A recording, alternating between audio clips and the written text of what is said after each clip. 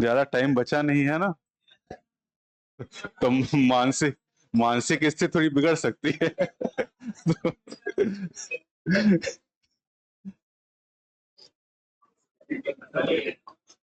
तो पहले ही स्टार्ट कर ले हम लोग क्वेश्चन क्या। तो अभी तक हम लोग 5 यूनिट कवर कर चुके हैं ना। पहली कौन सी यूनिट, सेल, दूसरा जेनेटिक्स, तीसरा बायोटेक, चौथा रिप्रोडक्शन, नंबर 5 प्लांट फिजियो। अब हम लोग स्टार्ट करें unit number 6, that is human physio. सबसे बड़ी यूनिट है, 6 चैप्टर यहाँ पर है और 12-15 सवाल आते हैं यहाँ से, है ना। तो चलिए देखते हैं, एक दो सवाल हर चैप्टर से यहाँ पर। Approximately 70% of carbon dioxide absorbed by the blood will be transported to the lungs. कैसे, बाइकार्बोनेट। वैसे रेस्पिरेशन में कितने स्टेप होते हैं, 5। पहला कौन सा, ब्रीदिंग, दूसरा एक्सचेंज, तीसरा, चौथा और पांचवा सेलुलर रेस्पिरेशन ऑलरेडी हम लोग पढ़ चुके हैं, और जो चैप्टर हमने पढ़ा रेस्पिरेशन इन प्लांट। अब जो ट्रांसपोर्ट गैसेस का होता है किसके द्वारा, ब्लड के द्वारा। Blood is the medium for the transport of gases, और गैसेस हमारे पास दो हैं, oxygen and CO2।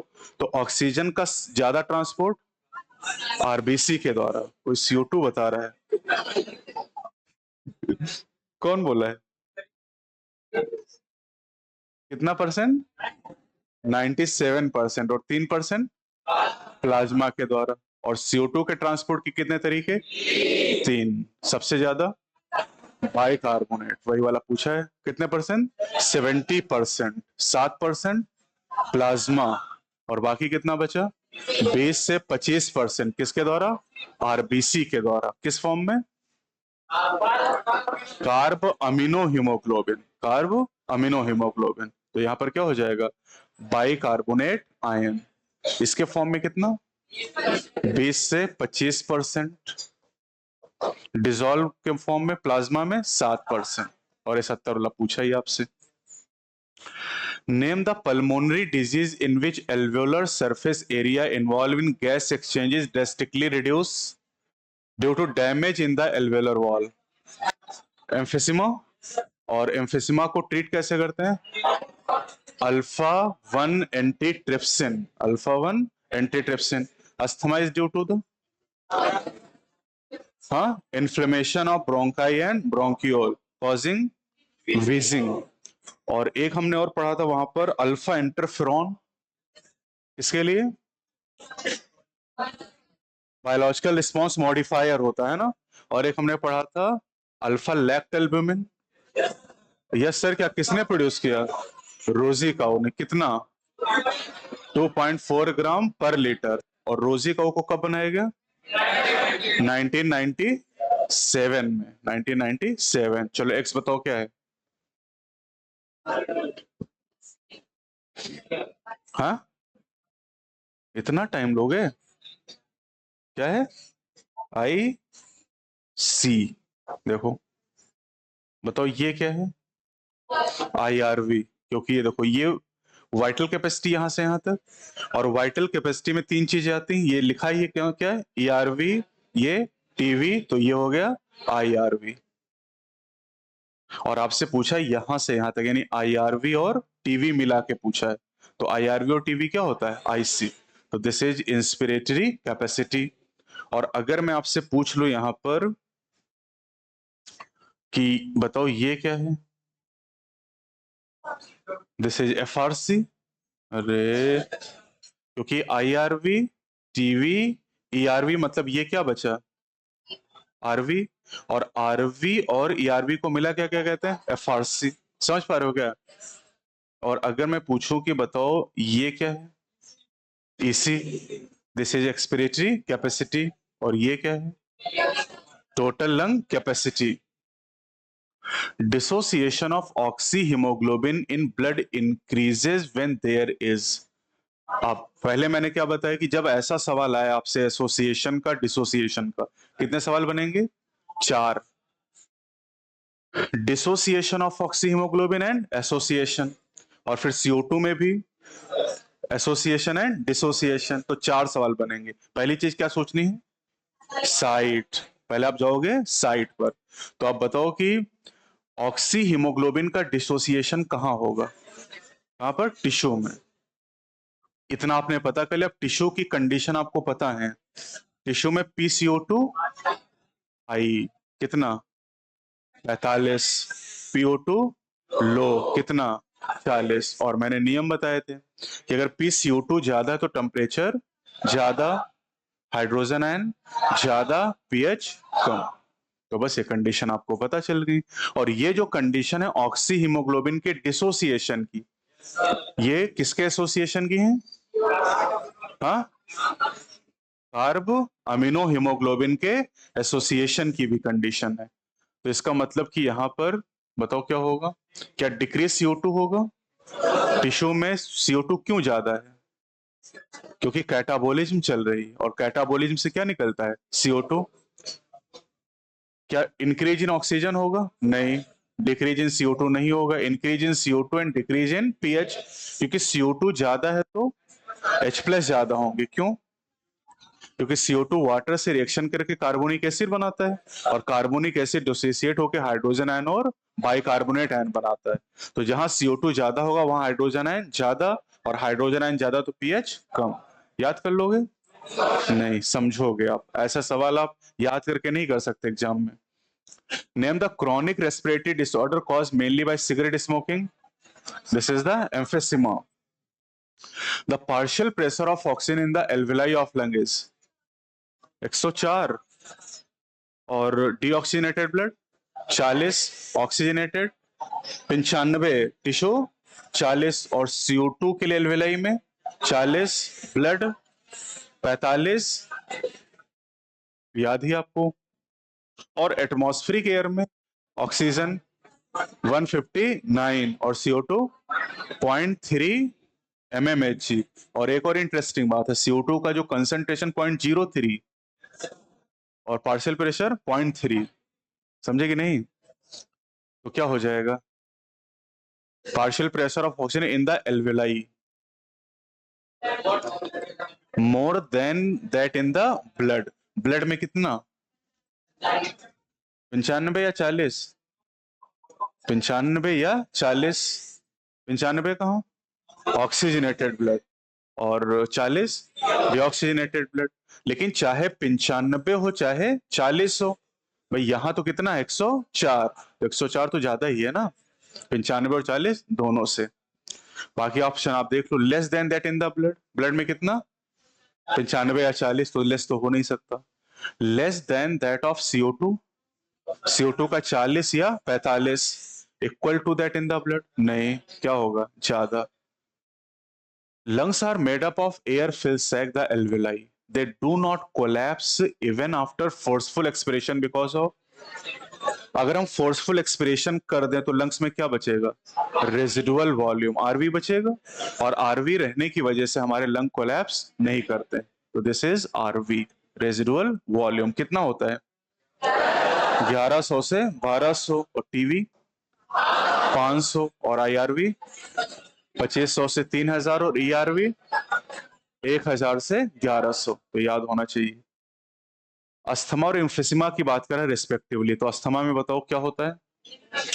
Inflammation of bronchi and bronchiole, और causing wheezing, difficulty in the breathing. और एम्फिसिमा एल्वेलर वॉल डैमेज। तो क्या कर ले यहां पर? पहला कर लें क्या? जैसे इन्फ्लेमेशन, आप यहाँ ब्रोंकियोल लिखा है वैसे ब्रोंकाई भी हो जाएगा, है ना। चलो, टाइडल वॉल्यूम 500 से 550 आईआरवी, 2500 से 3000 ईआरवी, 1000 से 1100, और रेजिडुअल 1100 से 1200। ऑक्यूपेशनल रेस्पिरेटरी डिसऑर्डर दो बताए थे, कौन से? पहला सिलिकोसिस और एस्बेस्टोसिस। तो यहाँ कौन सा दिया है? सिलिकोसिस। ये हो जाएगा। ये और ये दोनों बैक्टीरियल डिजीज, और ये तो आप जानते ही है ना। सेलेक्ट द करेक्ट स्टेटमेंट, बताओ। Expiration occur due to external intercostal muscle, क्या गलत है? Inspiration occur due to external intercostal, तो ये गलत बात हो गई ना। इंट्रा पल्मोनरी प्रेशर, कौन सा प्रेशर, अरे कौन सा pressure, pressure within lungs is lower than that atmospheric pressure during inspiration. ये सही बात है क्या? Inspiration occur when atmospheric pressure is less than intrapulmonary. अगर एटमॉस्फेरिक प्रेशर कम हो जाएगा अगर, तो क्या होगा, atmospheric pressure is less than intrapulmonary. Atmospheric कम होगा अगर तो एक्सपिरेशन हो जाएगा, गलत बात। Expiration is initiated due to contraction of diaphragm, हाँ क्या होगा, inspiration, inspiration occur due to contraction of diaphragm, और डायफ्राम वॉल्यूम किधर बढ़ाता है, एंटेरो पोस्टीरियर एक्सिस में, और external intercostal muscle dorsoventral axis में किसका वॉल्यूम बढ़ाता है, थोरैसिक चैम्बर का, और थोरैसिक चैम्बर का वॉल्यूम बढ़ने से पल्मोनरी वॉल्यूम बढ़ जाता है। पल्मोनरी वॉल्यूम बढ़ेगा तो इंट्रा पल्मोनरी प्रेशर कम हो जाएगा, और कम होगा तो इंस्पिरेशन। और थोरैसिक चैम्बर की बाउंड्रीज भी आपने याद की होंगी, dorsal boundary, vertebral column, ventral, lateral, lower side, diaphragm upper, 5 boundary हैं यहाँ पर। The maximum volume of air a person can breathe in after a forceful expiration is known as vital capacity। देखो यहां पर 2 चीजें मैक्सिमम करनी है, maximum inspiration करना है मैक्सिमम एक्सपिरेशन के बाद, या उल्टा भी कह सकते हैं, मैक्सिमम एक्सपिरेशन के बाद maximum inspiration, this is vital capacity. तो अगर हम फोर्सफुल एक्सपिरेशन कर दें, maximum volume of air person can breathe in after forceful expiration, तो फोर्सफुल एक्सपिरेशन करेंगे तो पहले क्या निकलेगा, टीवी और फिर ईआरवी, ये निकल गया। अब करें, अब कितना मैक्सिमम वॉल्यूम हम खींच सकते हैं, तो क्या क्या खींच लेंगे, ईआरवी, टीवी, आईआर, तीनों मिला दिया, क्या बन गया, VC. This is vital capacity.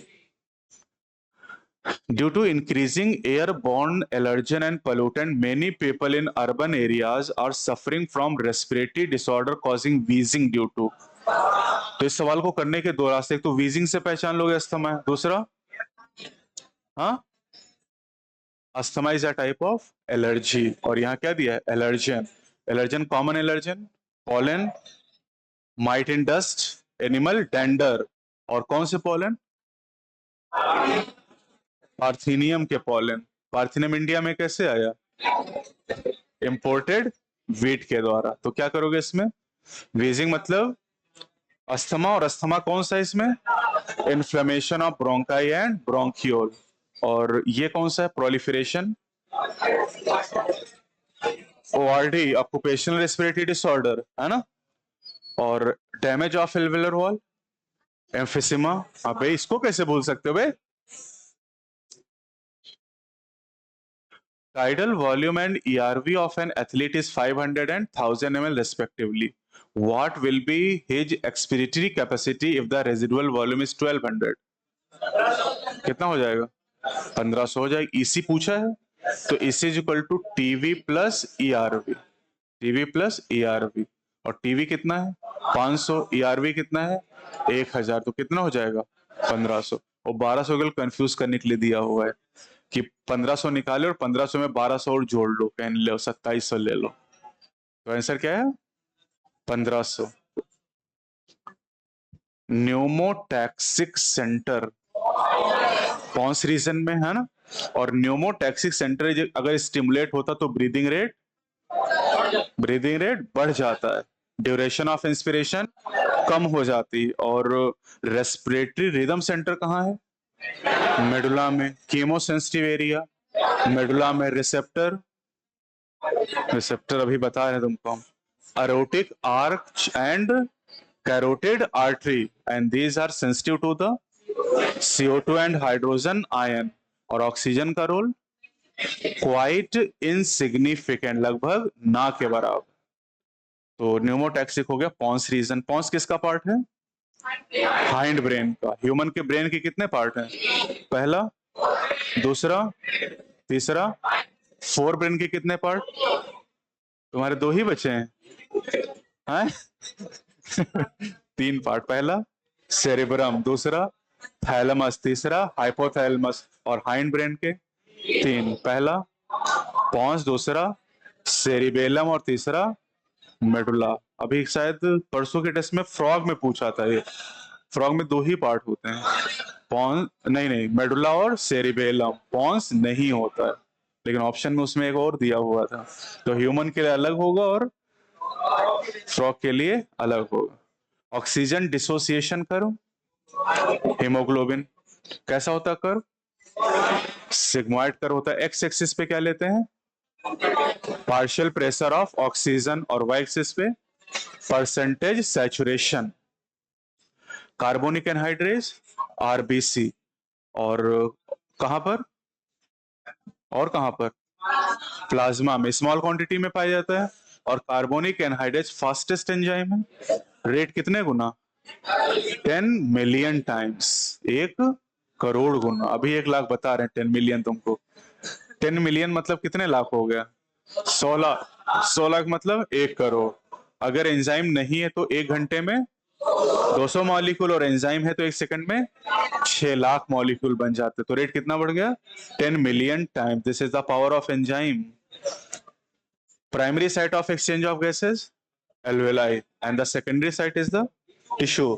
Gas का एक्सचेंज कितनी जगह हो रहा है? 2 जगह। पहली जगह पे किसके बीच?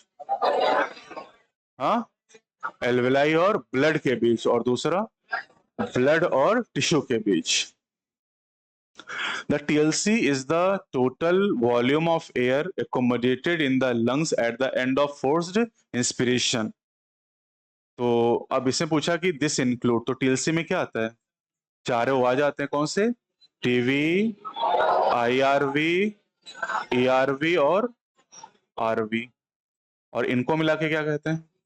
वीसी। तो वीसी प्लस आरवी भी कर सकते हो, या फिर इनको मिला के क्या कहते हैं? आईसी। इनको मिला के एफआरसी। तो आईसी प्लस एफआरसी, मतलब कई सारे तरीके हैं इस चीज को बताने के। तो यहाँ पर कौन सा ऑप्शन? पहला ही दिया होगा, चारों वॉल्यूम दे दिए, चारों मिला लो, आपको जाएगा ये। Correct event that occur during inspiration, चलो देखते हैं। अरे अरे, ये ABCD लिखे हैं अभी, ऑप्शन तो इधर है। फिर तुम लोग यही कह रहे हैं ABCD में नहीं करना है। कॉन्ट्रेक्शन ऑफ डायफ्राम, इंस्पिरेशन में क्या डायफ्राम कॉन्ट्रैक्ट होगा? तो डायफ्राम नॉर्मली कैसा होता है?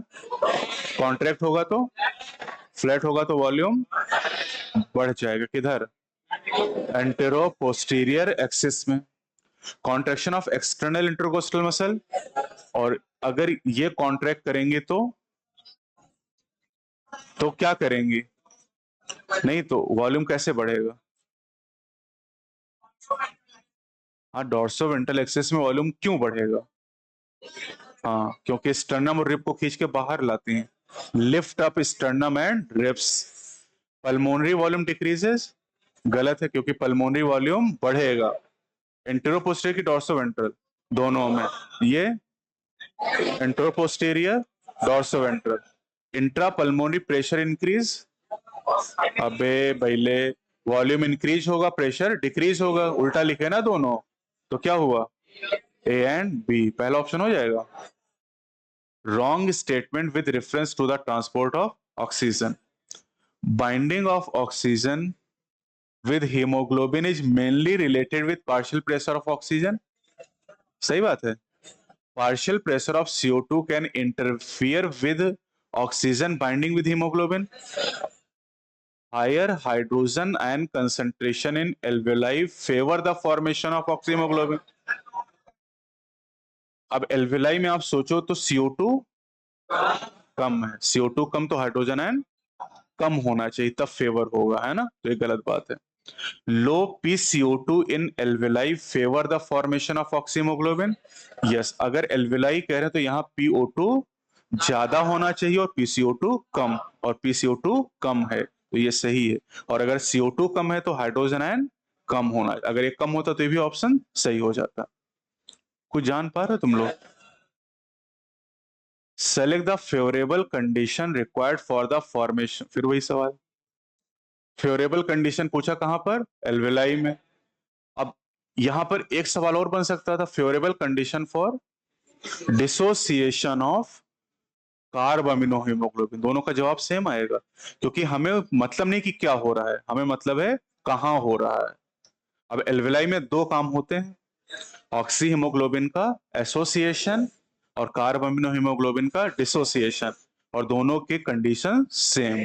तो बताओ जरा तुम लोग, एल्वेलाई की अगर बात करें तो PO2 हाई कितना, 104, PCO2 लो कितना, 40, हाइड्रोजन आयन कम होंगे, टेम्परेचर कम होगा, पीएच। बताओ क्या करें, 4 इसमें दे रखे, 5 में से पहला ही हो जाएगा क्या, इसमें एक और जोड़ दें क्या, high pH, high pH. The partial pressure of oxygen and CO2 in alveoli, बताओ कितना हो जाएगा, 104 और ये हो जाएगा 40। सीक्वेंस हमें याद ही है, 104, 40, 95, 40, 40, 45, 40, 45, साइड पता ही है, एल्वेलाई डीऑक्सीजनेटेड ऑक्सीजनेटेड टिश्यू। तो 104, 40 पहला ऑप्शन हो गया। ये कहां के लिए, ये एटमॉस्फेयर पूछता तो ये ऑप्शन सही होता, और ये वाला ऑक्सीजनेटेड के लिए हो जाएगा, और ये वाला तो सब जगह का लिख दिया उसने उठा के, है ना, एल्वेलाई डीऑक्सीजनेटेड ऑक्सीजनेटेड और atmospheric air. Not the function of conducting part of the respiratory system. तो कंडक्टिंग पार्ट, रेस्पिरेटरी सिस्टम के कितने पार्ट हैं, दो पार्ट, पहला कंडक्टिंग और दूसरा एक्सचेंज। रेस्पिरेटरी सिस्टम की शुरुआत कहां से हो रही, एक्सटर्नल नॉस्ट्रल के बाद, नेजल पैसेज के बाद, नेजल चैम्बर के बाद, फेरिंग्स के बाद, लैरिंग्स के बाद, ट्रेकिया से, प्राइमरी के बाद, सेकेंडरी से, टर्शरी से, इनिशियल ब्रोंकियोल, टर्मिनल के बाद डक्ट ऑफ एल्वेलाई एंड। तो कहां से कहां तक कंडक्टिंग है, एक्सटर्नल नॉस्ट्रल से टर्मिनल ब्रोंकियोल, और exchange part duct of alveoli and alveoli, C shape की रिंग,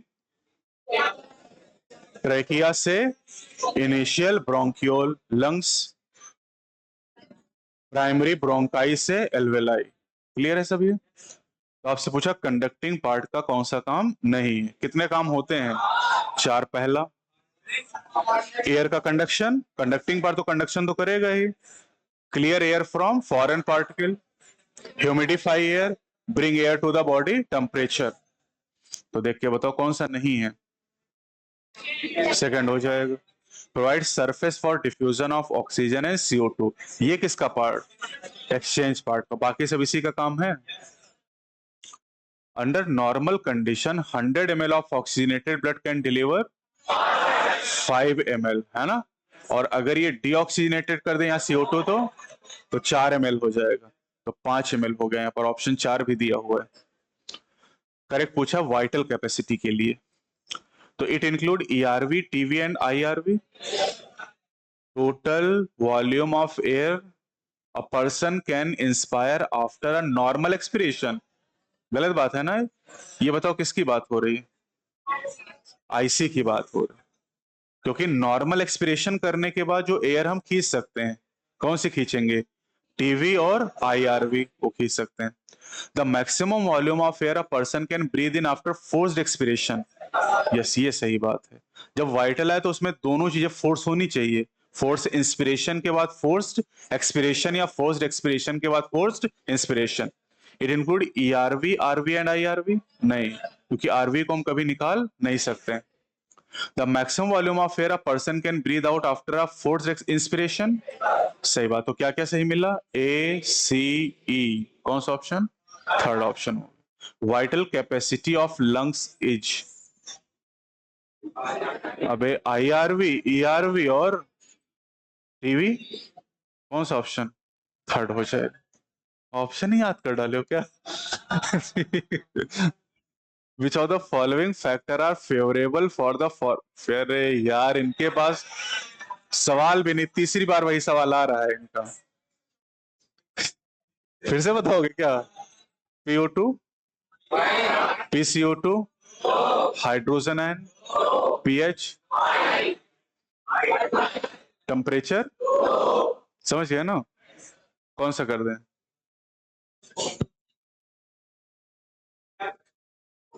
एल्विलाई पूछ रहा है तो? हाँ, एल्विलाई में फोर्थ हो जाएगा ना, क्योंकि CO2 अगर लो है तो हाइड्रोजन भी लो होना चाहिए।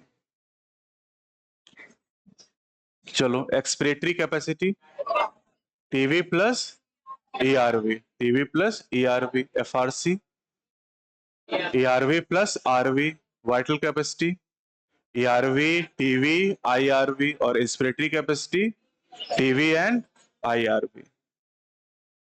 फिर वही सवाल इनके पास। चलो चलो, ये लैंग्वेज पढ़ते हैं, आप बताना। Maximum volume of air that can be breathe in after forced expiration, VC। Maximum कहा और इधर फोर्स लगा दिया, तो ये क्या हो गया? VC, vital capacity. Volume of air inspired और expired during normal respiration, tidal volume. Volume of air remaining in lungs after forceful expiration, this is RV, residual volume. Total volume of air expired after normal inspiration, this is this is EC. Total volume of air expired, that is EC. Inspired होता तो, और यहाँ क्या लिखा होता है? Expiration. During the transportation of gases, about 20 to 25% of CO2 is carried by hemoglobin as carb-aminohemoglobin. सही है ना ये बात? This binding is related to high PCO2 and low PO2 in the tissues. अबे टिश्यू कह रहा है ना, तो टिश्यू सोचा करो, साइड सोचो, बाकी मत सोचा करो। तो टिश्यू है तो वहां PCO2 हाई होगा क्या? कितना? 45, और PO2 40, तो हो तो गया, दोनों सही है। कोई लिंक है क्या दोनों का? हाँ, किसको लिंक लग रहा है इसमें कि 20 से 25% इसलिए ट्रांसपोर्ट करता है क्योंकि PCO2 से रिलेटेड है, ना रिलेटेड तो 26% कर देता। अरे क्या मतलब है इस चीज का? तो दोनों सही, लेकिन करेक्ट एक्सप्लेनेशन नहीं है। थोड़ा तो सोचा करो। In human, the process of respiration involve the following step. सही क्रम में अरेंज करना, तो कहां शुरू करें? ब्रीदिंग, ये पहला हो गया। दूसरा, diffusion of gases between across alveolar membrane. तीसरा, ट्रांसपोर्ट। चौथा, डिफ्यूजन।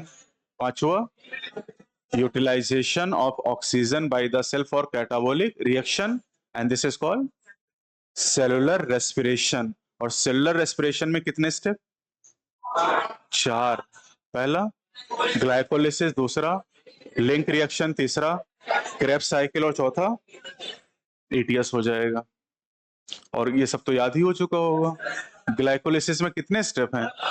10। पहले स्टेप में ग्लूकोज से ग्लूकोज, ग्लूकोज 6 फॉस्फेट से, फ्रक्टोज 6 फॉस्फेट से, फ्रक्टोज 1,6 बेस फॉस्फेट से, 2 ट्रायोज फॉस्फेट, एक का नाम PGAL, दूसरा अब PGAL से 1,3 BPGA, then 3 PGA, then 2 PGA, then PEP, और देन पायरुविक एसिड। कितने स्टेप पे ATP बना? कितने पे रिलीज हुआ? कितने पे NADH बना? कितनी जगह वाटर निकला? कितने ATP बने? 4। कितने खर्च हुए? Net gain, total gain. एक NADH से कितने ATP? 3, और एक FADH2 से। तो पहला स्टेप जहां ATP खर्च हुई, ग्लूकोज से ग्लूकोज 6 फॉस्फेट। दूसरा, फ्रक्टोज 6 फॉस्फेट से फ्रक्टोज 1,6 बिस फॉस्फेट। पहला स्टेप जहां ATP बनी, 1,3 BPGA से 3 PGA। दूसरा, पेप से पायरुविक एसिड। और वो स्टेप जहां NADH बना, PGAL से 1,3 BPGA। समझ गया ना? अब इसके बाद लिंक रिएक्शन में हम गए। पायरुविक एसिड से क्या बना? Acetyl coenzyme A, cofactor magnesium. किस एंजाइम के लिए? Pyruvate dehydrogenase, pyruvate dehydrogenase. और कितने CO2 निकले? अब वो सवाल पे डिपेंड करे, ग्लूकोज की बात कर रहा है तो 2 CO2, और एक ग्लूकोज से ही कैलकुलेशन हम लेके चलेंगे तो कितने पायरुविक एसिड, कितने स्टाइल कोएंजाइम है? 2। कितने CO2? और NADH लिंक रिएक्शन में 2। अब एस्टाइल कोएंजाइम ए एक साइक्लिक पाथवे में एंटर करेगा, that is called Krebs cycle. और क्रेब्स साइकिल का पहला मेंबर OAA, कितने कार्बन? और यस रिएक्शन करेगा एस्टाइल कोएंजाइम से और बनेगा सिट्रिक एसिड, कितने कार्बन? 6। सिट्रिक से, आइसोसिट्रिक से, अल्फा से, सक्सिनाइल कोएंजाइम ए से, सक्सिनिक से, फ्यूमेरिक से, और मैलिक से ऑक्सैलो एसिटिक एसिड। कितनी जगह CO2 निकलेगा? NADH, FADH2, ATP। तो CO2 कहां निकला? अल्फा के आगे पीछे, NADH अल्फा के आगे पीछे, और तीसरा वाला मैलिक से FADH2, सक्सिनिक एसिड से fumaric acid ATP, succinyl coenzyme A से सक्सिनिक एसिड। तो एक टर्न में, क्रेब्स साइकिल के एक टर्न में कितने CO2? 2। NADH, FADH2 और ATP एक कपल रिएक्शन में बनती हो। और अगर एक ग्लूकोज मॉलिक्यूल है तो उसके लिए क्रेब्स साइकिल कितनी बार? 2 बार। और एक ग्लूकोज बनाने के लिए केल्विन साइकिल 6 बार चलती है। तो अगर हम एक ग्लूकोज के हिसाब से क्रेब्स साइकिल को देखें तो CO2 4, NADH 6, ATP 2, FADH2 2। अब इसके बाद हम लोग चलते हैं ETS में, और ETS का भी रास्ता है। ETS में कितने आपको कॉम्प्लेक्स बताए गए थे? 5। पहला कौन सा? NADH डिहाइड्रोजिनेज, दूसरा सक्सिनिक डिहाइड्रोजिनेज, तीसरा cytochrome BC1 complex, 4 cytochrome C oxidase containing cytochrome A3 and 2 copper center, and 5 is the ATP synthase। याद आया वो? और उसके बाद हमने पूरा रास्ता भी देखा था ETS का। तो ETS में शुरू कहां से करते थे? NADH से FMN, FES, UB क्यूनॉल से, साइटोक्रोम B से, C1 C, copper A3, copper B, oxygen, water. हो गया ना रास्ता? अब उधर अगर हम लोग चलें ETS में, कहा कहा उधर? अबे नॉन साइक्लिक में, जेड स्कीम में। तो वहां ETS किसको जोड़ रहा है? PS2 को 1 से जोड़ रहा है। और वहां जब ETS चलता है तो PS2 से इलेक्ट्रॉन प्लास्टोक्यूनोन से, साइटोक्रोम B6F वहां से प्लास्टोसाइनिन से PS1 तक पहुंच जाएगा। क्लियर है बात? चलो अब वापस आते हैं यहाँ पर। सीक्वेंस आपने बता ही दिया। रेस्पिरेशन में कितने स्टेप? 5। पहला ब्रीदिंग, दूसरा एक्सचेंज, तीसरा, चौथा, पांचवा सेलुलर रेस्पिरेशन, वही लिखा हुआ है यहाँ पर। चलो अगला, एम्फिसिमा, alveolar wall damage and respiratory surfaces decrease, asbestosis, हाँ, serious lung damage, क्योंकि asbestosis is a occupational respiratory disorder, asthma, difficulty in breathing, and fibrosis is the proliferation of fibrous tissue। अब आ गया assertion reason। तो CO2 which is harmful is released during catabolic reaction, सही बात है। Oxygen has to be continuously provided to the cells, बोलो। And CO2 produced by cell have to be released out। कोई link है दोनों का? नहीं। तो ये इसको एक्सप्लेन नहीं कर रहा है। दोनों बातें सही लेकिन करेक्ट एक्सप्लेनेशन नहीं। The anatomical setup of lungs in a thorax is such that any change in the volume of thoracic cavity will be reflected in the lung cavity, सही बात है। Such an arrangement is essential for breathing as we cannot directly change the pulmonary volume, सही बात है। Explain कर रहा है, हाँ? ये एक्सप्लेन कर रहा है। सेटअप इसीलिए है क्योंकि हम पल्मोनरी वॉल्यूम को डायरेक्टली चेंज नहीं कर सकते। The movement of air into and out of lungs is carried out by creating a pressure gradient between the lungs and the atmosphere. और ये ग्रेडियंट कौन बनाता है? मसल्स। कौन सी muscle? Diaphragm and intercostal. Intercostal कितनी? दो। एक्सटर्नल एंड, और इंटरकोस्टल कहां पर है? रिब में पाई जाती है कि रिब के बीच में पाई जाती है?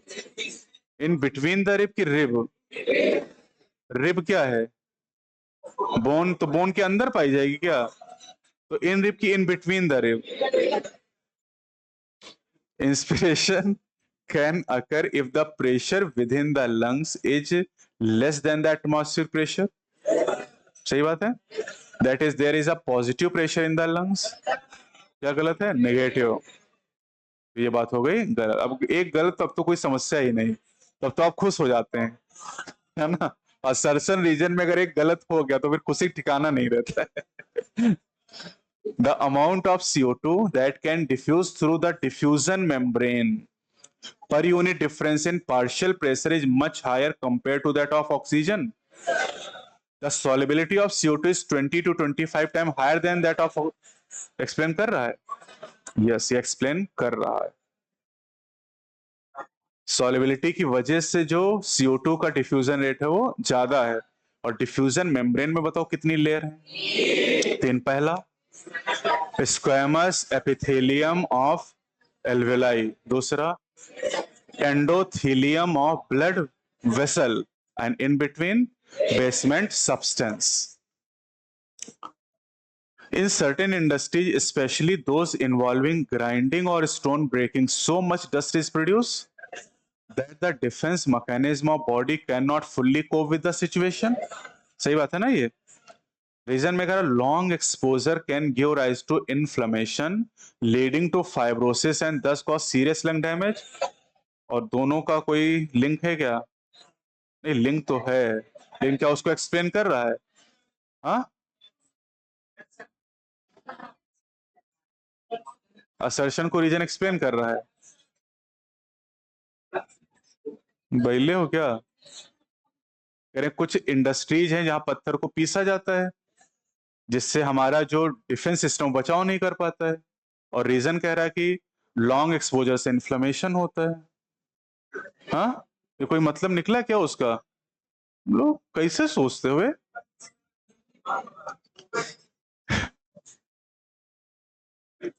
टेस्ट में तो हिंदी में आता है?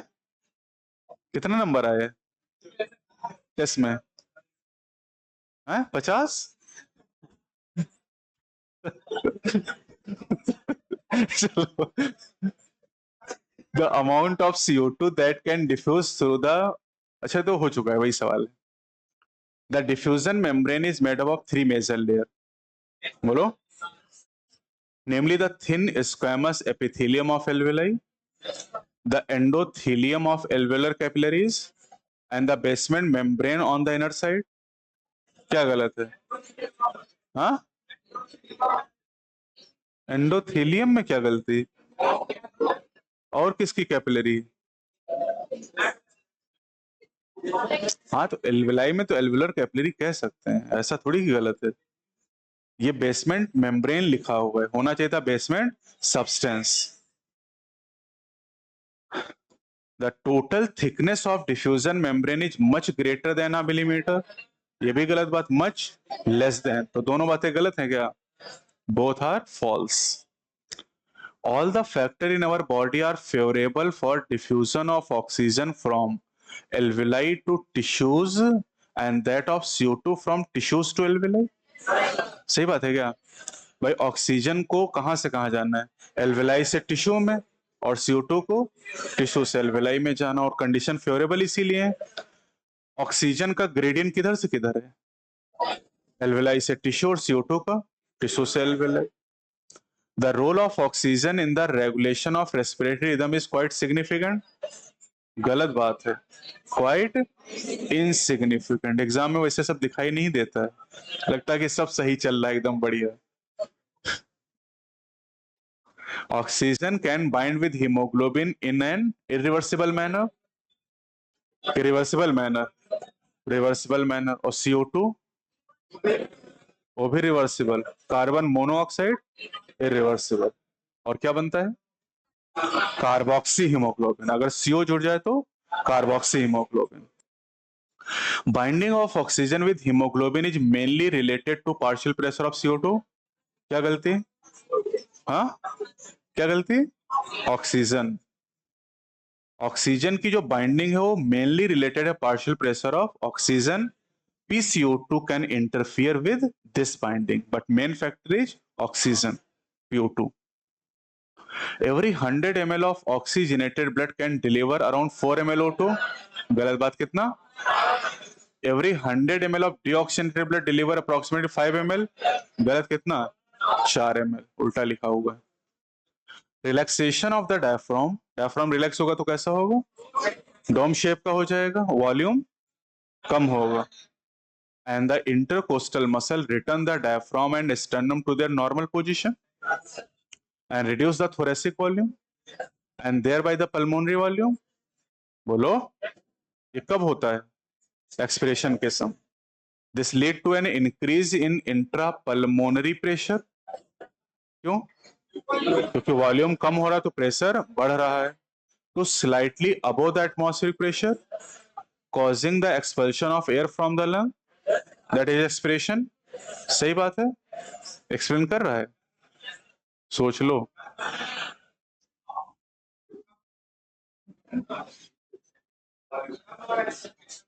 वॉल्यूम कम हो रहा है तो प्रेशर बढ़ रहा है, सही तो है ना? नहीं नहीं नहीं। अच्छा, इसको अगर असर्शन बना दें, ये जो काम हो रहा है उसका रीजन ये है ना, प्रेशर बढ़ रहा है, उसका रीजन क्या है? वॉल्यूम कम हो रहा है। तो इसका ये रीजन नहीं, इसका ये रीजन है, तो मतलब ये करेक्ट एक्सप्लेनेशन नहीं है। At the alveolar site where partial pressure of CO2 is high, गलत बात है ना, क्या होगा? लो।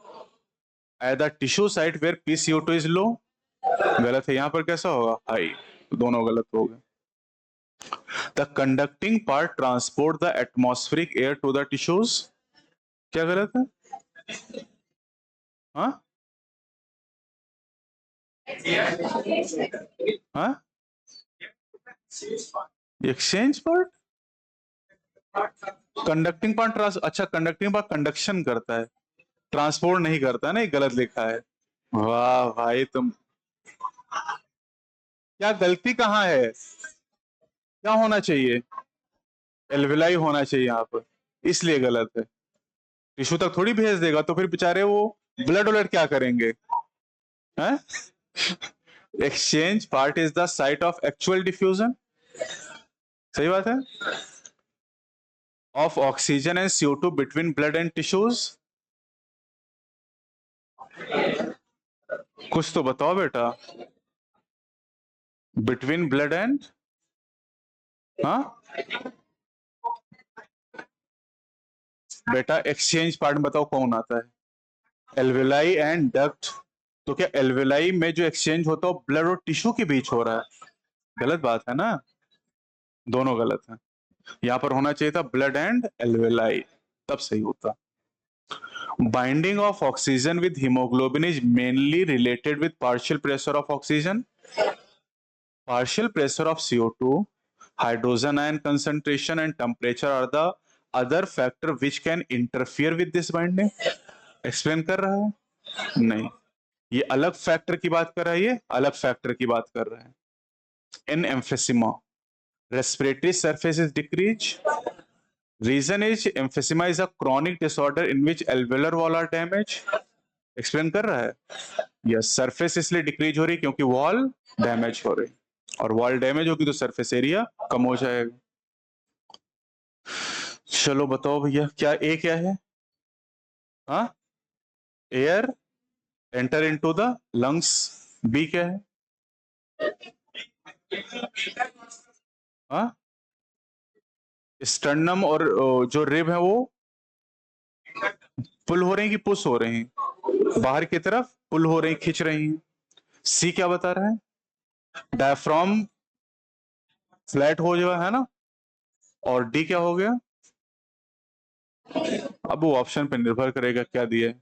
ए is the air entering into the lungs, B क्या हो गया, rib and sternum raise, C is the diaphragm contracted and volume of thorax raised. चलो बताओ ए क्या है, पल्मोनरी आर्टरी की वेन, पल्मोनरी आर्टरी कैसे पता चला, ब्लू कलर से पता चला, और एग्जाम में तो ब्लैक एंड व्हाइट आएगा तब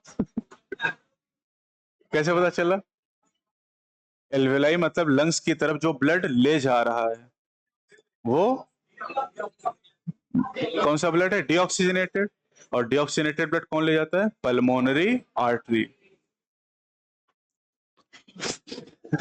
टिश्यू से ले जाता है। ये देखो एक बाबा और आए हैं, कहां से ले जाता है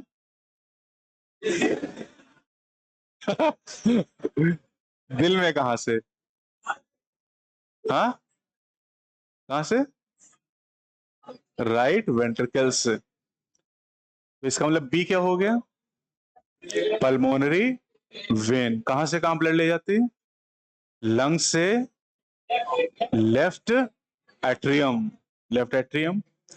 और डी क्या है, हाँ वेना केवा, वैसे यहाँ सिस्टमिक वेन लिखा, ऑप्शन पे निर्भर करेगा। और इस सी क्या हो जाएगा, अरोटा, डॉर्सल अरोटा कह सकते हैं, या फिर सिस्टमिक आर्टरीज, क्योंकि सिस्टमिक सर्कुलेशन को बता रहा है, और ये वाला पल्मोनरी सर्कुलेशन, तो डबल सर्कुलेशन हो गया यहाँ पर, कर लोगे ना इसको। चलो बताओ ए क्या है, हाँ squamous epithelium of alveoli, B is the basement substance, C is the, हाँ ब्लड ब्लड को बता रहा होगा ना। और डी क्या है, एल्वेलाई, कर लोगे ना। चलो x axis partial pressure of oxygen, और वाई एक्सिस परसेंटेज सैचुरेशन, ए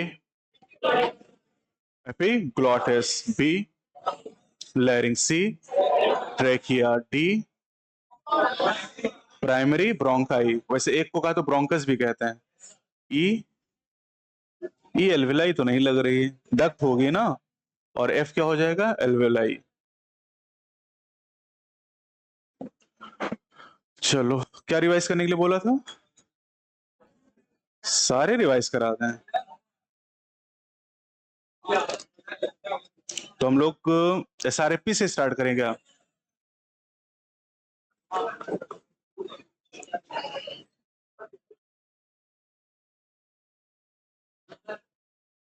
हम्म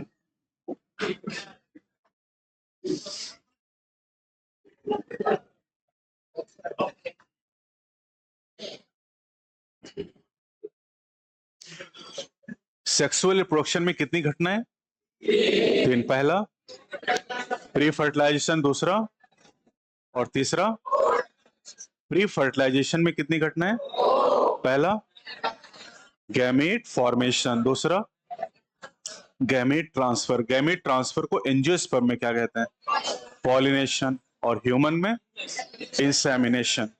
पोस्ट फर्टिलाइजेशन इवेंट में कितनी घटनाएं, चार, पहला, भूल क्यों जाते हो इतनी जल्दी, एंडोस्पर्म फॉर्मेशन, दूसरा एम्ब्रियो फॉर्मेशन, तीसरा फ्रूट फॉर्मेशन, चौथा सीड फॉर्मेशन। एंजियोस्पर्म में सेक्सुअल रिप्रोडक्शन की साइट क्या है, फ्लावर, और and product fruit and seed. Flower के कितने पार्ट होते हैं, पहला, दूसरा, तीसरा, चौथा, कैलिक्स यूनिट, करोला, एंड्रोशियम, और गायनोशियम, पिस्टिल या कार्पेल। स्टेमन के कितने पार्ट, पहला, दूसरा, फिलामेंट किससे अटैच है, थैलमस या पेटल से जुड़ा होगा तो एपिपेटलस कंडीशन कहेंगे। एंथर जनरली कैसा है? बाइलोब डाइथेकस टेट्रास्पोरेंजिया, यानी टिपिकल एंथर में कितने माइक्रोस्पोरेंजिया? 4 माइक्रोस्पोरेंजिया। माइक्रोस्पोरेंजिया का शेप सर्कुलर, नियर सर्कुलर। और माइक्रोस्पोरेंजिया में वॉल लेयर कितनी? सबसे बाहर। Then then then outer 3 wall layer and dehiscence और inner most layer nourishment provide करेगी डेवलपिंग पॉलन ग्रेन को। अब टेपिटम के अंदर जो टिश्यू है that is called sporogenous tissue की सारी सेल एक जैसी हैं, इसलिए इसे कहते हैं होमोजिनस। और इन सेल को क्या कहते हैं? पॉलन मदर सेल या microspore mother cell, PMC. N की 2n। अब इन सेल में क्या होगी? मियोसिस। सारी सेल में, ये सारी सेल में मियोसिस होगी और क्या बनेगा? Microspore tetrad. Microspore tetrad. और माइक्रोस्पोर टेट्राड जब मैच्योर होगा, डिहाइड्रेट होगा, तो चारों सेल अलग हो जाएंगे और क्या बन जाएंगे? 4 पॉलन ग्रेन। और पॉलन ग्रेन जब मैच्योर होगा तो इसमें फिर से माइटोसिस होगी और माइटोसिस से बनेंगी कितनी सेल? 2। एक वेजिटेटिव, दूसरी जनरेटिव। कौन सी बड़ी है? छोटी वाली सेल। और वॉल लेयर कितनी? 2। Outer inner. कौन सी कॉन्टिन्यूअस है? एग्जाइन में पोर है उनका नाम। पॉलन ग्रेन का शेप कैसा है? स्फेरिकल। अभी ओवल बता रहे तुमको, हर जगह अंडा दिखाई देता है। कैसा है? Spherical. Nucleolus spherical, centriole cylindrical. याद आ रहा है? ठीक है। और इनका साइज कितना है? 25 से 50 माइक्रोमीटर। ह्यूमन आरबीसी सिस्टर्नी 0.5 से माइटोकॉन्ड्रिया की लेंथ 1 to 4.1। क्लोरोप्लास्ट 5 से 10। क्लोरोप्लास्ट की विथ माइटोकॉन्ड्रिया 0.2 से 1। Average 0.5। Bacteria, typical bacteria mycoplasma, PPLO, virus 0.02 से फैलोपियन ट्यूब सेंटीमीटर में आ जाएगा, ये भी ध्यान रखना है ना, माइक्रोमीटर लिए पड़े हो। टेस्टिस की लेंथ 4 से 5 विथ। और ओरी की लेंथ 2 से पॉलन ग्रेन 25 से 50। एक्साइन किसका बना है? इंटाइन, सेलोज और पेक्टिन का। 2 sailed stage of pollen grain में कितने परसेंट में? 60% में पॉलिनेशन हो जाएगा और बाकी 40% में 3 सेल स्टेज आएगी। कौन डिवाइड करेगा फर्दर? Generative cell. और जनरेटिव सेल डिवाइड करके बनाएगी 2 मेल गैमेट। तो 2 male gamete plus 1 vegetative cell, that is called 3 celled stage. कौन से पॉलन ग्रेन एलर्जी कॉज करते हैं? पार्थिनियम। पार्थिनियम इंडिया में कैसे आया? इंपोर्टेड व्हीट के साथ में कंटामिनेंट के फॉर्म में आया था। पॉलन टैबलेट और पॉलन सिरप से किसकी परफॉर्मेंस बढ़ रही है? Athlete and race horses. Pollen की वायबिलिटी 30 मिनट की कहां पर है? पोएसी में। व्हीट एंड राइस और कई महीने की रोजेसी, लेगुमिनोसी एंड सोलेनेसी। 3 फैमिली बताई गई यहाँ पर। गाइनोशियम की यूनिट को क्या कहते हैं? पिस्टिल या कार्पेल। पिस्टिल या कार्पेल एक या एक से ज्यादा? एक है तो मोनोकार्पिलरी, एक से ज्यादा है तो मल्टी कार्पिलरी, है ना। सोलेनेसी में कौन सी कार्पिलरी? बाई कार्पिलरी, 2 कार्पेल वहां पर पाए जाते हैं। और हिबिस्कस में पेंटा कार्पेल, 5 कार्पेल होती हैं। अब कार्पेल अगर एक से ज्यादा है तो फ्री होंगी कि फ्यूज? फ्री या फ्यूज? फ्री है तो फ्यूज है तो टोमेटो। एग्जाम्पल बताओ क्या होगा? सिनकार्पस, मस्टर्ड, लोटस, रोज, मिकेलिया, मिकेलिया तो यहीं पर दिया गया, कैसा है वो? एपोकार्पस है। हाँ, कैसा? Multi carpellary apocarpous gynoecium. और वो पेपावर में मल्टी कार्पिलरी सिनकार्पस, और हिबिस्कस में मल्टी कार्पिलरी सिनकार्पस। अब एक कार्पेल की कितने पार्ट? कितने पार्ट? दो। किसको मिल रहे हैं अभी? हम इतना पूरा साल निकल गया अभी। पहला, दूसरा, तीसरा। ओवरी के अंदर की जगह का नाम लॉक्यूल। लॉक्यूल एक या एक से ज्यादा? एक तो यूनिलॉकुलर, एक से ज्यादा तो मल्टीलॉकुलर। कुछ याद आ रहा है? पेराइटल में होता यूनिलॉकुलर है, लेकिन फॉल सेप्टम बनने की वजह से बाइलॉकुलर हो जाता है। एक्साइल में मल्टीलॉकुलर। कुछ याद आ रहा है कि नहीं याद आ रहा है? वो डायग्राम को समझ में आ रहा है कि नहीं याद आ रहा है? और फ्री सेंट्रल में यूनिलॉकुलर, बेसल में यूनिलॉकुलर। कुछ समझ में आ रहा है? अब ये जो लॉक्यूल है, इसके अंदर एक गद्दा है, क्या नाम उसका? प्लेसेंटा के ऊपर कौन एराइज कर रहा है? ओव्यूल, मेगास्पोरेंशियम। और जो ओव्यूल है, ओव्यूल एक या एक से ज्यादा? एक या एक से ज्यादा। Rice, paddy, mango, orchid, many watermelon, many papaya. और वो अंदाजा लगा भी सकते हैं, क्योंकि अगर किसी फ्रूट में एक से ज्यादा सीड है, मतलब ओव्यूल एक से ज्यादा रहे होंगे, क्योंकि फर्टिलाइजेशन के बाद सीड किससे बनता है? ओव्यूल से। और फ्रूट ओवरी से बन जाता है। अब जो ओव्यूल है, बहुत सारे ओव्यूल होते हैं। सबसे कॉमन कौन सा है? Anatropous, that is called inverted ovule. और ओव्यूल के स्टॉक को क्या कहते हैं? क्या कहते हैं? फ्यूनिकल। स्टॉक भूल जा रहे हो। और ब्राउन एल्गी में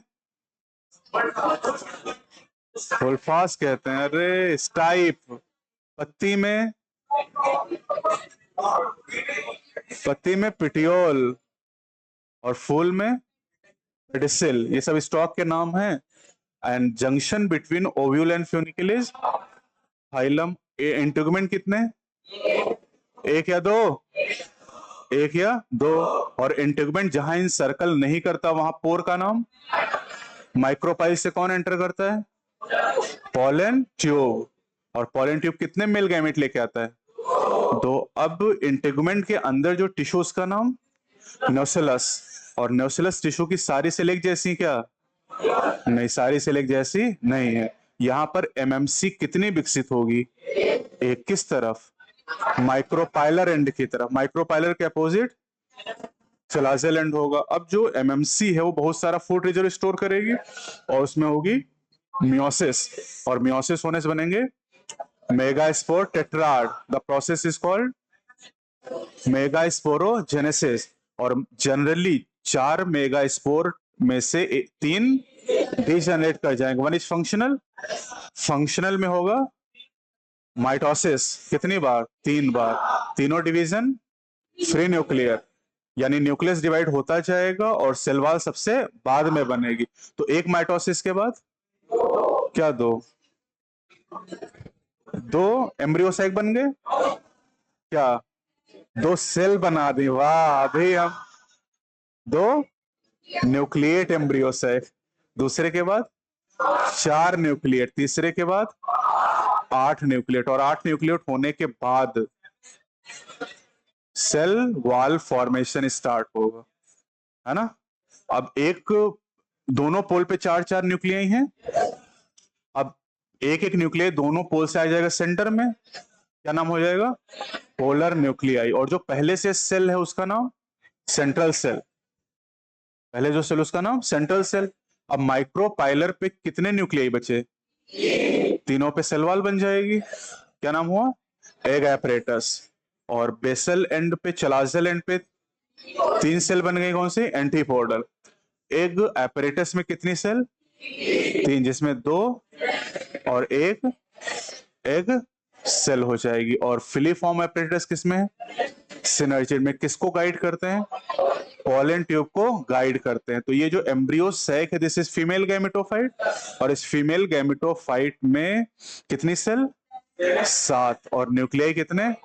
तो 7 सेल्ड 8 न्यूक्लिएट। अब 2 गैमीट बन चुके हैं। मेल गैमीट कहां पर? पॉलन ग्रेन में। मेल गैमेटोफाइट के अंदर मेल गैमीट, और फीमेल गैमेटोफाइट के अंदर फीमेल गैमीट। फीमेल गैमीट कितना? 1, और मेल गैमीट 2। तभी तो डबल फर्टिलाइजेशन होता है। अब अगर गैमीट को फ्यूज कराना है तो उसके लिए दोनों को पास में आना होगा, and the mechanism is pollination. Pollination is the transfer of pollen grain from anther to stigma. कितनी तरह का? ऑन द बेसिस ऑफ पहला, दूसरा, तीसरा। 2 तरह के फूल किस में पाए जाते हैं? Viola, commelina, oxalis. वो फूल जो खिल जाते हैं, जो नहीं खिलते हैं। और क्लिस्टोगैमस में केवल क्या हो सकता है? ऑटोगैमी, क्योंकि बाहर से पॉलन आने की संभावना नहीं है। यानी क्लिस्टोगैमी क्या रोकता है? जिटोनोगैमी एंड जीनोगैमी। और मोनोइसियस ऑटोगैमी रोक सकता है, और डायसियस ऑटोगैमी और जिटोनोगैमी दोनों को रोक सकता है। सेल्फ इनकॉम्पेटिबिलिटी किसको रोकता है? Autogamy and geitonogamy. Autogamy and geitonogamy. Unisexuality, अब यूनिसेक्सुअलिटी में 2 कंडीशन है, मोनोइसियस एंड डायसियस। मोनोइसियस और डायसियस में कहां पर यूनिसेक्सुअल फ्लावर? दोनों में। बस मोनोइसियस है तो मेल और फीमेल फ्लावर सेम प्लांट पे, और डायसियस है तो अलग अलग प्लांट। बस इतना ही तो अंतर आएगा। कौन सा ऐसा पॉलिनेशन जहां पर जेनेटिकली डिफरेंट टाइप के पॉलन आएंगे? जीनोगैमी। ज्यादातर फ्लावर कैसे हैं? यूनिसेक्सुअल की बाइसेक्सुअल? और बाइसेक्सुअल तो किसकी संभावना ज्यादा है? ऑटोगैमी। लेकिन लगातार ऑटोगैमी से क्या होगा? Inbreeding depression. तो इनब्रीडिंग डिप्रेशन से बचने के लिए प्लांट क्या करता है? आउटब्रीडिंग डिवाइसेस डेवलप करता है। आउटब्रीडिंग डिवाइसेस कितने? 4। पहला डाइकोगैमी, दूसरा हेट्रोस्टाइली, तीसरा self incompatibility that is genetic mechanism, and number 4 dicliny that is unisexuality. और उसी में सवाल आते हैं monoecious and dioecious. Papaya, maize, cucurbit, date palm, humans, और earthworm, leech, cockroach, nereis, sponges, monoecious, ctenophores monoecious होते हैं, और फ्लैटवर्म मोनोइसियस, एस्केरिस डायसियस हो जाएंगे। 6 वापस आते हैं हम लोग। इसके बाद हम लोगों ने पढ़ा पॉलन पिस्टल इंटरेक्शन के बारे में। और पॉलन पिस्टल इंटरेक्शन ये डिसाइड करता है कि जो पॉलन ग्रेनो कॉम्पैटिबल है या नहीं है, मतलब राइट है या फिर रॉन्ग है। कैसे पता चलता है? Continuous dialogue, and dialogue is mediated by chemical. और अगर राइट टाइप का तो एक्सेप्ट कर लिया जाएगा, और रॉन्ग टाइप का है तो रिजेक्ट कर दिया जाएगा। कुछ ऐसे भी पॉलिनेटिंग एजेंट होते हैं जो बिना पॉलिनेशन के पॉलन या नेक्टर लेने की कोशिश करते हैं। क्या कहते हैं? पॉलन या नेक्टर रॉबर्स कहलाते हैं। पॉलिनेटिंग एजेंट हैं कितनी तरह के? कोई बता रहा? बहुत तरह के हैं। अब कितनी तरह के? 2 तरह के। पहला, दूसरा। कौन कॉमन है? Biotic common. एबायोटिक कम है, और एबायोटिक कितने? पहला, दूसरा। इनमें कौन कॉमन है? विंड वाटर सबसे रेयर है। कितने जेनरा? 30 जेनरा में पाए जाए। ज्यादातर मोनोकॉट के। क्या सभी एक्वेटिक प्लांट में वाटर से पॉलिनेशन होता है? क्या ज्यादातर में होता है? नहीं, ज्यादातर में भी वाटर से नहीं होता है। ज्यादातर में इंसेक्ट या विंड से होता है। वाटर हाइसिंथ वाटर लिली में विंड या इंसेक्ट से। Hydrilla, vallisneria, zostera. जोस्ट्रा के पॉलन ग्रेन कैसे हैं? Ribbon like. मेज में जो ईयर है वो क्या है? Stigma and style. Stigma and style. और वो वेव करते हैं विंड में ताकि पॉलन ग्रेन को ट्रैप कर सकें। Wind pollination is quite common in grasses, और ग्रास तो आप जानते हैं पोएसी फैमिली। जिम्नो में कैसा पॉलिनेशन है? Wind. All gymnosperm are wind pollinated. और अगर आप लोअर प्लांट में चले जाएं, एल्गी ब्रायो, तो वाटर के द्वारा गैमीट का ट्रांसपोर्ट हो रहा है। तो अब पॉलिनेशन को अगर कॉम्पेटेबल है तो उसके बाद पोस्ट पॉलिनेशन इवेंट होंगे। Post pollination event that is double fertilisation, and double fertilisation is unique to the angiosperm. अब डबल फर्टिलाइजेशन में जो पॉलन ट्यूब है वो 2 मेल गैमेट लेके आएगी, और 2 मेल गैमेट कहां डिस्चार्ज होंगे? One of the synergy, 2 synergy में किसी एक में, और एक मेल गैमेट मूव करेगा किसकी तरफ? एक्स सेल की तरफ, और क्या कंप्लीट करेगा? सिन गैमेट। क्या बनेगा? जायगोट, और जायगोट से एम्ब्रियो। जायगोट से पहले, अरे जायगोट से पहले क्या बनेगा? प्रोएम्ब्रियो, फिर ग्लोबुलर, फिर हार्ट शेप, फिर मैच्योर एम्ब्रियो बन जाएगा। दूसरा मेल गैमेट मूव करेगा, पोलर न्यूक्लियर फ्यूज करेगा, that fusion is called triple fusion, क्योंकि 3 न्यूक्लिया इन्वॉल्व हो रहे हैं, और उससे बनेगा पेन।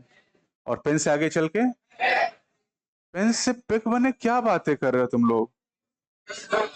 अरे वो जो सेंट्रल सेल वो पिक में बदल जाएगी, और पेन पिक कुछ भी हो आगे चल के एंडोस्पर्म बनाएगा। एंडोस्पर्म पी में बनेगा, पी बीन में बनेगा, लेकिन पूरा खर्च हो जाएगा। तो मैच्योर सीड कैसे होंगे? Non endospermic. तो 2 तरह के सीड है, एंडोस्पर्मिक एंड नॉन एंडोस्पर्मिक। आपको एंडो या नॉन एंडो बताना है, ठीक है? Orchid non endo, castor, wheat, rice, maize, groundnut non, bean, pea, barley. तो बस इतने से काम चल जाएगा। अब फ्रूट फ्रूट जनरली फर्टिलाइजेशन के बाद ओरी से बनता है, लेकिन अगर फ्रूट बिना फर्टिलाइजेशन बन रहा है तो पार्थिनो कार्पी कहां मिलेगा? पार्थिनो कार्पी को कौन इंड्यूस कर सकता है? ऑक्सिन। किसमें? टोमेटो में करा था, कल हमने पढ़ा भी था इसको। Xylem differentiation, bolting, malting, fruit ripening, stress hormone, abscisic antagonistic,